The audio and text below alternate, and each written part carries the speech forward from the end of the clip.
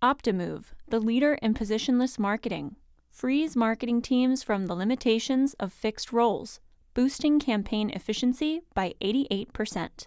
Its positionless marketing platform delivers 3 transformative powers: data power for real-time customer insights, creative power for instant asset creation, and optimization power for self-optimizing campaigns. With Optimove, you can do anything and be everything. Go to optimove.com/total retail to get your first month free when buying Optimove's positionless marketing platform. Welcome to Total Retail Talks, your podcast channel for retail knowledge.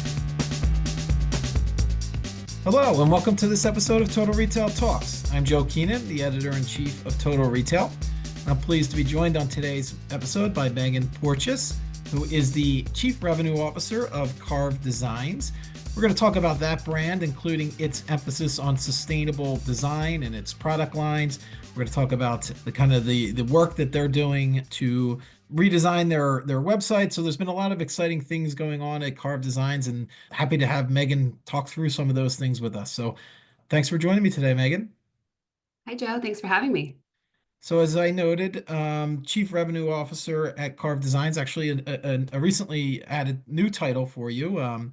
So first, I'd love for you to tell the audience a little bit about Carve Design for those that aren't yet familiar with the company. And then you can follow that up by telling us a little bit about your new role within Carve Designs. Congratulations on the recent promotion. Awesome. Thank you so much. Carve Designs is a women-founded and women-led brand that started pretty organically. It literally started on a surf trip in Mexico. Our founders, Jen and Thayer, were lifelong athletes and surfers, and they were frustrated that the swimwear available at the time really didn't feel like it was made for real women with real bodies. It kind of felt like it was made for teenage bodies. And so they decided to create their own. And what started as a surf-inspired swimwear brand has now grown into a full lifestyle brand. We offer effortless, everyday clothing that moves with you throughout your life, whether you're at the beach, surfing, or just chasing your kids or running errands. And sustainability has always been at the core of what we do. Most of our pieces are made with recycled water bottles, organic materials, and we're constantly looking for ways to reduce our impact without compromising style or performance. Tell us a little bit. Well, first off, where are the brand's products available? So obviously direct through your Carve Designs website, any other channels that you sell your goods through?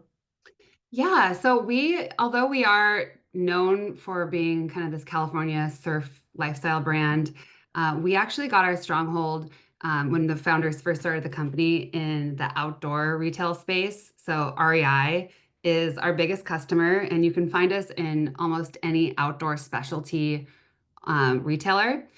And we're also available on Amazon. Okay, great. And as I alluded to, you've taken on a new role at Carve Designs. Tell us a little bit about your background and some of the new things that you'll be responsible for as Chief Revenue Officer. Yeah, so I've been with the company for about 3 years, coming up on 3 years, and my career has been primarily focused on digital performance marketing, e-commerce. I actually started my career at Oakley, and I had a dream job out of college as a sports marketing manager over 15 years ago. And that was an interesting pivotal point in my career because it was before really influencer marketing, but I was working with these sport influencers. And just as social media became more and more popular during my time at Oakley, I really and I experienced firsthand the how we were able to leverage athletes outside of just putting a sticker on their snowboard or having them wear our logo to actually leveraging their brand on their own social media channels. And so that kind of kickstarted my world into digital marketing, performance marketing, e-commerce. And at Carve Designs, the main focus of my time here has been the D2C side. But recently, I took on this expanded role, and now I'm overseeing all of our revenue channels from D2C e-commerce, wholesale, marketplace, which includes Amazon, which means I get to look at the business from a really holistic perspective. My job is to make sure we're growing strategically across all platforms while keeping our brand experience consistent. And I always say, like, the consumer doesn't really understand how brands are structured. And oftentimes in businesses, there's this silo between the D2C side and wholesale. And I'm just thrilled to kind of take this omni-channel approach to the business. When it comes to the D2C side, we focus on, customer acquisition, retention, and optimizing our website, and not just making it functional, but making it an actual experience for our customers. And on the wholesale side, we work with key accounts, like I mentioned, REI. We also work with a great retailer called Title IX, as well as our outdoor specialty and surf retailers. It's such an important channel for us because it introduces our new customers to the brand, many of whom later become direct customers. And on Amazon, it's about balancing growth and profitability and making sure we're showing up in a way that makes sense for the business while protecting our margins. And so this omni-channel perspective is a huge advantage because we can see how customers move between channels, which makes us smarter about marketing, inventory, and even storytelling. If a product, for example, is taking off at REI, we can adjust our D2C merchandising or even create content around it on the direct channel. And if something is performing online, we can introduce it into wholesale or scale it up on Amazon. Ultimately, my role is about making sure each channel is working together and not competing with each other, so that no matter where a customer shops, she gets the best Carve experience. Right. Yeah. At the end of the day, the consumer doesn't really value as much where they're getting their product from. They just want a great experience, right, from Carve Right. Designs. So I'm going to follow up a little bit more on the D2C side to Okay. start here. As you seek to grow that business, and you mentioned that your wholesale business can actually be a funnel of leading into your D2C, to Mm-hmm. future D2C behavior. Tell us a little bit what you're doing at Carve Designs to increase exposure, drive traffic to your D2C sales channels. One of the things that we have been doing for kind of top of funnel awareness that is new for us in the last couple of years is we've launched a performance influencer program. And that started about 2 years ago for us. And when we launched the program, our primary objectives were increase brand awareness and also drive direct revenue. And we were able to track that through unique discount codes and UTM links. And for us, we didn't actually see the revenue that we thought we would see right away from that initiative, even though we called it performance influencer. And that's because we had a brand awareness miss with that type of consumer who is following kind of these fashion type influencers. And so for us, that was kind of like we joke, we call that the multivitamin, where we knew we were investing in this top of funnel influencer awareness piece. The revenue didn't come right away, but it really, like, the impacts came months down the road. And so that's kind of like taking a multivitamin. You take it, Yeah. it's good for you. But the interesting thing with that was that when we started working with these influencers, we received some amazing content that they were posting on their own channels, but we actually were like, let's put these in our own paid media channel and see how they compare against our long-standing approach of doing kind of beautiful, highly produced on location photos. And what we saw is that those influencer UGC style pieces of content outperformed the on location produced photos all the time. And so that's like the equivalent in this influencer strategy. That's the equivalent of the espresso shot. It, like, like we basically were able to get that content, put it in our own channels, and we saw immediate effects. And so this is really something that we're continuing into 2025 as a key part of our strategy, because it accomplishes it's like a full funnel approach where we are able to get amazing brand awareness and reach new customers through these influencers who we built relationships with, and there's a trust component.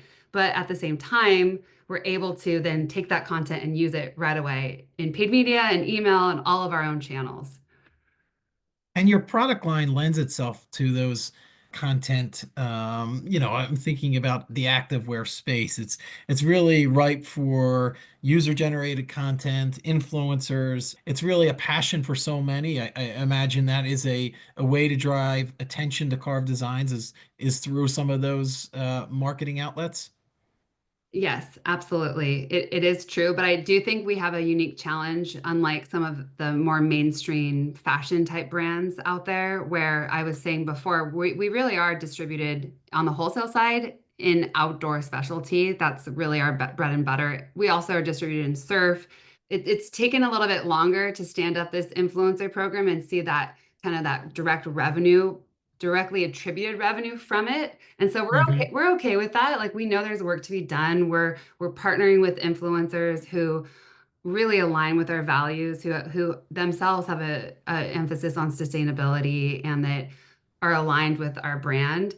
And so we really feel like that's the right move for long-term, just brand awareness, filling the top of the funnel. Yep. Like I said, like the reason we can justify this investment, because it's hard to justify an investment where there's not like an attributable return right away. What we're able to do is say, okay, yeah, the awareness part is critical, it's crucial, but we're getting this content also that we're able to put in our channels right away, and we're able to scale that content in paid media, and we're seeing the immediate ROI there. Yeah, it's a great example. Yeah.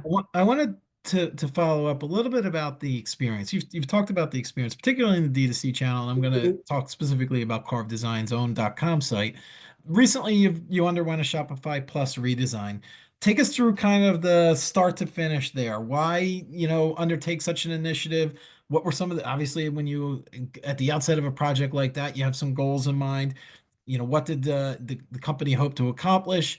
Walk us through a little bit about that redesign process. Obviously, it's a massive undertaking for so many, but love to hear your thoughts and your experiences at Carve Design there.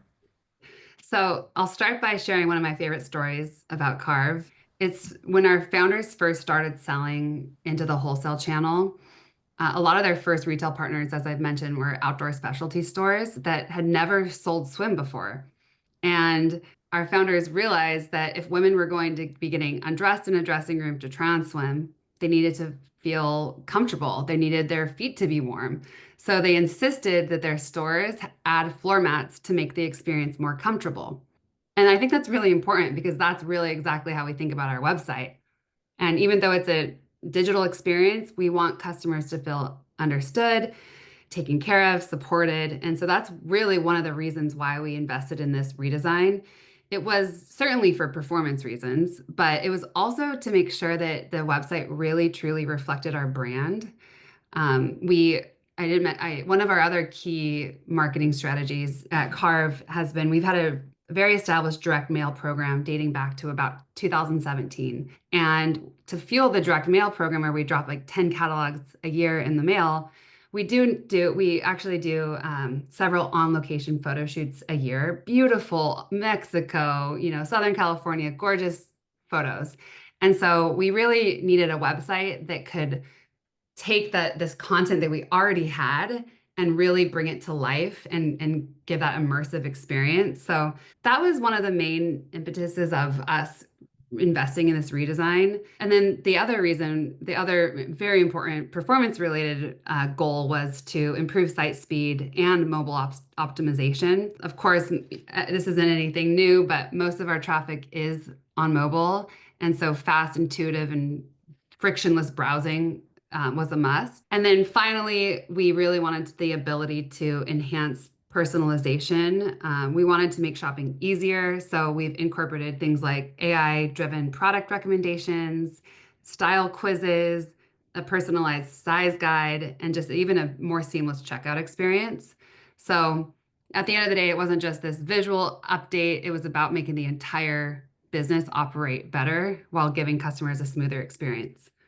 Can you talk through some of the business benefits that have been yielded as a result of that redesign? I'm thinking as you talk about some of the aesthetics of the site redesign, you're getting consumers to spend more time on site. You mentioned site speed. They're not abandoning, right? They're spending more time on site.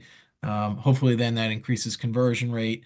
And then the other part of it was kind of that personalization piece could potentially yield long-term customer relationships, so you're increasing customer lifetime value. Some of those may be targets. You might be already reaping some of the benefits of that. Can you talk through some of the what you've seen since your redesign? Yes, definitely. So I think the obvious ones are, faster load times. We've seen that. Higher engagement rates. Yes, in general, we've seen higher engagement rates. That's a a tricky one because we've also changed our paid media strategy. And with our, as I was talking about, as we're kind of investing a little bit more top of the funnel, we're sending colder traffic to the site. So there's an impact there on conversion rate, but generally we're seeing higher conversion rate. And then things like I mentioned before, like some of these additions that we've made, like the swim style quiz, for example. We have in the spring and summer, we do a swim style quiz, and then we do a couple different versions of that in the fall. We have a denim quiz, we have a sweater quiz. We're really seeing that when someone goes through this personalized experience where we're asking them just a few questions, but we make it fun and engaging, we're seeing conversion rate for people who complete those quizzes 3 or 4 times that of our site average. Of course, when they initiate a quiz, they're going to probably be higher, higher consideration already. But still, like we're seeing some of these features that we've really invested time, money in, having tremendous performance and revenue impacts. So that's really positive. Another thing I didn't mention earlier, but with the site redesign, we also launched loyalty, and this is a really key component for our brand, to just improve the time between purchases and increase lifetime value. And Carve Designs, we're not a very promotional brand. We're very rarely taking our in-season products and doing like a site-wide or even doing a markdown on a specific collection. And for us, leveraging loyalty with things like double points or bonus points, things like that's a really great lever for us to pull when we're not trying to participate in huge discounting, but we do want to participate in some sort of promotion. I want to talk a little bit about, and we've mentioned it at the outset, the commitment to sustainability, how that's so Mhm. core to what you're doing at Carve Designs, how that factors into your marketing efforts. We've talked about brand awareness, really promoting the product quality, the experience. But the other piece of that is educating the consumers about the sustainability efforts that you have in place at Carve Designs. Tell us a little bit about how you're doing that to really appeal to that eco-conscious fashion shopper, making that known that Carve Design really values sustainability and it's core to what you're doing. Well, I'll start by saying, sustainability is certainly a lot of brands are raising their hands and they're participating in sustainability and sustainability collections. But the thing is with Carve, I mean, our founders were buying organic strawberries before the Dirty Dozen was even a thing. Like they have always been making thoughtful, sustainable choices as in their personal lives. And so when they started designing apparel, choosing organic cotton wasn't a marketing move, it was just simply who they were. And so I think it's a really important piece. And it's actually something that it can be a challenge, because there's so much greenwashing, but sustainability is authentically, it runs through everything we do today. And so we approach sustainability with honesty, aspiration, and we're not about approaching it with like anything fear-based or eco guilt. Instead, we focus on small, meaningful choices that add up, like using recycled water bottles for our swim fabric, cutting waste in production, and even things like choosing to dye our corduroy shorts with natural dye that's so clean that you could actually drink the the dye liquid after the process. And so telling those stories is what we're trying to do. We're trying to come at it from like a very authentic perspective, and leading kind of with that founder story. And at the end of the day, like when we look at our product and our price for how sustainable our goods are, like we're a value against so many of our competitors who are offering sustainable products. And so I think there's actually a lot more work that we can do on the sustainability side, because a lot of times sustainability isn't truly like the number one commercial reason why, or the number one reason why someone will ultimately make a purchase from you. It's usually a secondary message. So for us, we're trying to grow this business. We're trying to incorporate sustainability in an authentic way while still growing. So we're still trying to figure out that dance. But I think like for us, our focus has been, it is a core part of our brand. So it has to go through everything that we're doing. We've talked a lot about the Carve Design customer, but we haven't really identified that person or persons. Mhm. Maybe you want to tell us a little bit about what your core demographic looks like. Who is the audience that you're really going after with this messaging? Yeah, our core demographic, I mean, if I look at our customers who have purchased from us in the last 2 years, we are going after it is a quite an affluent individual, even though our price point, our average order value is in the, it's between 100 and $200. And so it's not a crazy high AOV. But we do have a more affluent customer base. And our customer base, because of it's so interesting, I mentioned it before, wholesale and D2C are so intertwined. And because our wholesale distribution has been really focused on outdoor specialty and surf, you see that like on a map of the US, it's like the outdoor meccas are huge hotbeds for Carve Designs on the D2C side. Things like Seattle, Utah, Colorado, California, Florida, the Southeast, so it goes hand in hand with the wholesale distribution with who's actually buying Carve. Do you find a lot of overlap between your D2C and your wholesale customers? That's to be determined with this. I'm still new into this role, but I'm used to looking at our D2C customers, and from what I've gathered so far by learning the wholesale side, absolutely there's that strong overlap because wholesale is a discovery piece. And so when someone sees the brand in store, they're either gonna research online or they're gonna purchase online. But if they research online, then we're gonna follow them around. And so they're gonna maybe purchase from both. We don't exactly know the full overlap, but from what we've seen so far, there's certainly from a geographical perspective, lots of overlap. Yep. And studying those behaviors and seeing how you can best Hmm. serve them. I guess I'll wrap up with this, Megan. As a rather newish brand, that has grown and scaled pretty quickly, especially in this new role, I'd love to get your thoughts on kind of the key areas that you're focusing on to ensure future growth for Carve Designs. What are some of the opportunities that you believe exist for the brand? I think let's see. There's a lot of interesting opportunities for Carve. I think that for us, it's expanding outside of our current demographic and our current customer base and getting more and more consumers aware of who we are. And I think that, again, that goes back to our wholesale distribution strategy. Just taking a closer look at that and understanding where are the opportunities to get in front of new customers who could be potentially Carve customers.